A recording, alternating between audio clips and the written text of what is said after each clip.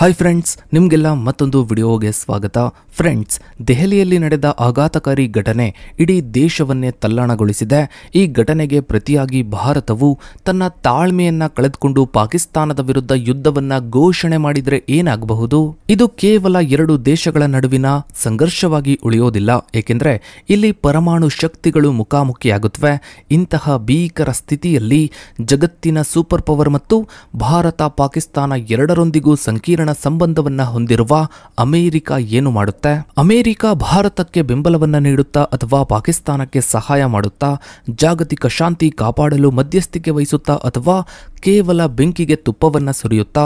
ಈ ಯುದ್ಧ ಅಮೆರಿಕ ಮೇಲೆ ಮತ್ತು ಇಡೀ ವಿಶ್ವದ ಮೇಲೆ ಹೇಗೆ ಪರಿಣಾಮ ಬೀರುತ್ತೆ? ಈ ವಿಡಿಯೋದಲ್ಲಿ ನಾವು ಭಾರತ ಮತ್ತು ಪಾಕಿಸ್ತಾನದ ನಡುವೆ ಯುದ್ಧದ ಪರಿಸ್ಥಿತಿ ಉದ್ಭವಿಸಿದ್ರೆ ಅಮೆರಿಕದ ಐತಿಹಾಸಿಕ ನಿಲುವುಗಳು, ಪ್ರಸ್ತುತ ರಾಜತಾಂತ್ರಿಕ ನೀತಿಗಳು ಮತ್ತು ಭವಿಷ್ಯದ ಕಾರ್ಯತಂತ್ರಗಳ ಬಗ್ಗೆ ಹೇಳ್ತಾ ಇದ್ದೀವಿ. ಹೀಗಾಗಿ ವಿಡಿಯೋವನ್ನ ಎಲ್ಲೂ ಸ್ಕಿಪ್ ಮಾಡದೆ ಸಂಪೂರ್ಣವಾಗಿ ನೋಡಿ. ಫ್ರೆಂಡ್ಸ್, ಒಂದು ವೇಳೆ ಭಾರತವೇನಾದ್ರೂ ಪಾಕಿಸ್ತಾನದ ವಿರುದ್ಧ ಯುದ್ಧವನ್ನ ಘೋಷಿಸಿದ ಕೂಡಲೇ ಅಮೆರಿಕವು ತೆಗೆದುಕೊಳ್ಳುವ ಪ್ರತಿಯೊಂದು ಕ್ರಮವು ರಾಜತಾಂತ್ರಿಕ, ಆರ್ಥಿಕ ಮತ್ತು ಮಿಲಿಟರಿ ಸಂಘರ್ಷಗಳನ್ನು, ಪರಮಾಣು ಮಿತಿಯನ್ನು ದಾಟದಂತೆ ತಡೆಯುವ ಪ್ರಾಥಮಿಕ ಗುರಿಗೆ ಒಳಪಟ್ಟಿರುತ್ತೆ. 1999ರ ಕಾರ್ಗಿಲ್ ಮತ್ತು 2019ರ ಬಾಲಾಕೋಟ್ ಬಿಕ್ಕಟ್ಟುಗಳ ಸಂದರ್ಭದಲ್ಲಿ ಅನುಸರಿಸಿದ ಪೂರ್ವ ನಿರ್ದೇಶನಗಳ ಆಧಾರದ ಮೇಲೆ ಅಮೆರಿಕದ ಹಸ್ತಕ್ಷೇಪವು ತೀವ್ರ, ನೇರ ಮತ್ತು ತಕ್ಷಣದ ಸ್ವರೂಪದಲ್ಲಿ ಇರುತ್ತೆ. ಈ ಪರಿಸ್ಥಿತಿಯಲ್ಲಿ ಅಮೆರಿಕದ ಪ್ರತಿಕ್ರಿಯೆಯು ತಟಸ್ಥವಾಗಿರುವುದಿಲ್ಲ, ಆದರೆ ಅದನ್ನು ದ್ವಿಮುಖ ನೀತಿಯ ಮೂಲಕ ನಿರ್ವಹಿಸಲಾಗುತ್ತೆ. ಭಯೋತ್ಪಾದನೆಯ ವಿರುದ್ಧ ಭಾರತದ ಸ್ವಯಂ ರಕ್ಷಣೆಯ ಹಕ್ಕನ್ನ ಅಮೆರಿಕ ಒಪ್ಪಿಕೊಂಡರೂ ಯುದ್ಧದ ವ್ಯಾಪ್ತಿಯನ್ನ ನಿಯಂತ್ರಿಸಲು ರಾಜತಾಂತ್ರಿಕ ಮತ್ತು ಗುಪ್ತಚರ ಬೆಂಬಲವನ್ನ ನೀಡುವುದರ ಮೂಲಕ ತನ್ನ ಕಾರ್ಯತಂತ್ರದ ಪಾಲುದಾರಿಕೆಯನ್ನ ಬಳಸಿಕೊಳ್ಳುತ್ತೆ. ಇದು ಭಾರತದೊಡನೆ ಬಲಗೊಳ್ತಾ ಇರುವ ಸಮಗ್ರ ಜಾಗತಿಕ ಕಾರ್ಯತಂತ್ರದ ಪಾಲುದಾರಿಕೆಯನ್ನು ಮತ್ತಷ್ಟು ಬಲಪಡಿಸುವ ವಿಶ್ವಾಸವನ್ನ ವ್ಯಕ್ತಪಡಿಸುತ್ತೆ. ಯುದ್ಧ ಪ್ರಾರಂಭವಾದ ತಕ್ಷಣವೇ ಅಮೆರಿಕ ಕೆಲವು ಕ್ರಮಗಳನ್ನು ತೆಗೆದುಕೊಳ್ಳಬಹುದು. ಬಿಕ್ಕಟ್ಟನ್ನು ನಿರ್ವಹಿಸಲು ಪೂರ್ವ ಯೋಜಿತ ನೀತಿಗಳನ್ನು ಸಿದ್ಧಪಡಿಸುವ NSCಯ ಹಿರಿಯ ವಿಮರ್ಶಾ ಗುಂಪು ಕೂಡಲೇ ಸಭೆ ಸೇರುತ್ತೆ. ಯುದ್ಧವನ್ನು ತಕ್ಷಣವೇ ನಿಲ್ಲಿಸಲು ತಟಸ್ಥ ಸಂಕೇತವಾಗಿ 1965ರ ಯುದ್ಧದ ಪೂರ್ವ ನಿರ್ದೇಶನದಂತೆ ಆರಂಭಿಕ ಹಂತದಲ್ಲಿಯೇ ಎರಡು ದೇಶಗಳಿಗೆ ಮಿಲಿಟರಿ ನೆರವನ್ನ ತಡೆಹಿಡಿಯಬಹುದು. ಆದರೂ ಇದು ಪಾಕಿಸ್ತಾನದ ಮೇಲೆ ಹೆಚ್ಚಿನ ಪರಿಣಾಮ ಬೀರುತ್ತೆ, ಏಕೆಂದರೆ ಭಾರತದೊಂದಿಗಿನ ಕಾರ್ಯತಂತ್ರದ ಸಂಬಂಧದಲ್ಲಿ ಈಗಾಗಲೇ ರಕ್ಷಣಾ ಉಪಕರಣಗಳ ಮಾರಾಟ ಮತ್ತು ತಂತ್ರಜ್ಞಾನ ವಿನಿಮಯದಲ್ಲಿ ದೊಡ್ಡ ಪಾತ್ರವಿದೆ. ಸಂಘರ್ಷವನ್ನು ಕಡಿಮೆ ಮಾಡಲು ಉನ್ನತ ರಾಜತಾಂತ್ರಿಕ ಅಧಿಕಾರಿಗಳು ಮತ್ತು ಅಧ್ಯಕ್ಷೀಯ ಪ್ರತಿನಿಧಿಗಳನ್ನು ತಕ್ಷಣವೇ ರವಾನಿಸಲಾಗುತ್ತೆ. ಅಮೆರಿಕದ ಪ್ರತಿಕ್ರಿಯೆಯು ಶೀತಲ ಸಮರದ ವಹಿವಾಟಿನ ಮೈತ್ರಿಕೂಟಗಳ ಯುಗದಿಂದ ಹೊರಬಂದು ಪ್ರಸ್ತುತ ಚೀನಾ ಕೇಂದ್ರಿತ ಸ್ಪರ್ಧೆಯ ಯುಗದಲ್ಲಿ ದಕ್ಷಿಣ ಏಷ್ಯಾದಲ್ಲಿ ತನ್ನ ಶಾಶ್ವತ ಭೌಗೋಳಿಕ ರಾಜಕೀಯ ಆದ್ಯತೆಗಳೊಂದಿಗೆ ಹೊಂದಿಕೊಳ್ಳುತ್ತದೆ. ದಕ್ಷಿಣ ಏಷ್ಯಾದಲ್ಲಿನ ಯಾವುದೇ ದೊಡ್ಡ ಯುದ್ಧದ ಸಂದರ್ಭದಲ್ಲಿ ಅಮೆರಿಕದ ನೀತಿಯ ಕೇಂದ್ರಬಿಂದು ಪರಮಾಣು ಶಸ್ತ್ರಗಳ ಬಳಕೆಯ ಅಪಾಯವನ್ನ ತಡೆಯುವುದಾಗಿದೆ.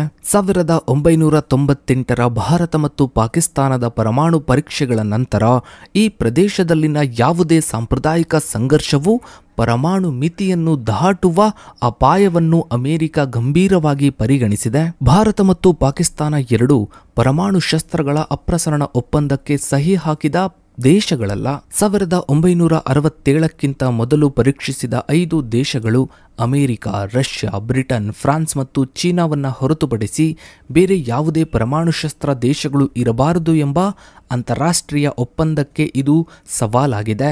ಅಮೆರಿಕ ಈ ಸಮಸ್ಯೆಯನ್ನ ಜಾಗತಿಕ ಮಟ್ಟದಲ್ಲಿ ನಿಯಂತ್ರಿಸಲು ಪ್ರಯತ್ನಿಸುತ್ತಲೇ ಇದೆ. ಪ್ರಸ್ತುತ ಅಮೆರಿಕದ ನೀತಿಯು ದಕ್ಷಿಣ ಏಷ್ಯಾದಲ್ಲಿ ತನ್ನ ಎಲ್ಲ ಕ್ರಮಗಳನ್ನು ಇಂಡೋ ಪೆಸಿಫಿಕ್ ಕಾರ್ಯತಂತ್ರದೊಳಗೆ ಇರಿಸಿದೆ.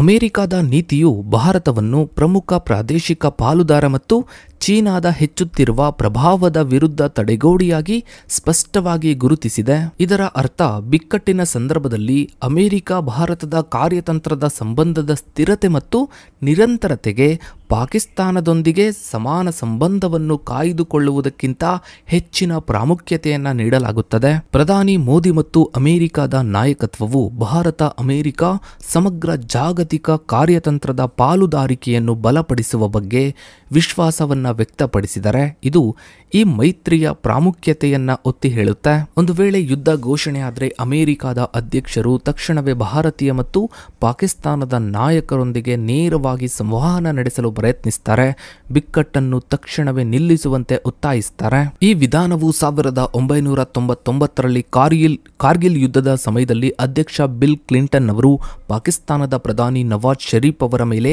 ಪಾಕಿಸ್ತಾನಿ ಪಡೆಗಳನ್ನ ತಕ್ಷಣವೇ ಹಿಂತೆಗೆದುಕೊಳ್ಳುವಂತೆ ಒತ್ತಾಯಿಸಿದರ ಮಾದರಿಯನ್ನ ಅನುಸರಿಸುತ್ತೆ. ಇನ್ನು ಟ್ರಂಪ್ನಂತಹ ನಾಯಕರು ಭಾರತ ಮತ್ತು ಪಾಕಿಸ್ತಾನವು ಯುದ್ಧಕ್ಕೆ ಹೋದರೆ ಅಮೆರಿಕದ ವ್ಯಾಪಾರ ಒಪ್ಪಂದವನ್ನು ರದ್ದುಗೊಳಿಸುವ ಬೆದರಿಕೆಯನ್ನ ಹಾಕುವ ಮೂಲಕ ಪರಮಾಣು ವಿಪತ್ತನ್ನ ತಡೆದಿದ್ದಾಗಿ ಹೇಳಿಕೊಳ್ತಾರೆ. ಪ್ರಸ್ತುತ ಆಡಳಿತವು ಇದೇ ರೀತಿಯ ವ್ಯಾಪಾರ ಮತ್ತು ಅಂತಾರಾಷ್ಟ್ರೀಯ ಪ್ರತ್ಯೇಕತೆಯ ಬೆದರಿಕೆಯನ್ನು ಲಿವರೇಜ್ ಆಗಿ ಬಳಸಿಕೊಳ್ಳಬಹುದು. ಪ್ರಸ್ತುತ ಅಮೆರಿಕದ ಪ್ರತಿಕ್ರಿಯೆಯು ಅಮೆರಿಕ ಚೀನಾ ಕಾರ್ಯತಂತ್ರದ ಸ್ಪರ್ಧೆಯ ಹಿನ್ನೆಲೆಯಿಂದ ವಿಶಿಷ್ಟವಾಗಿ ವ್ಯಾಖ್ಯಾನಿಸಲ್ಪಡುತ್ತದೆ.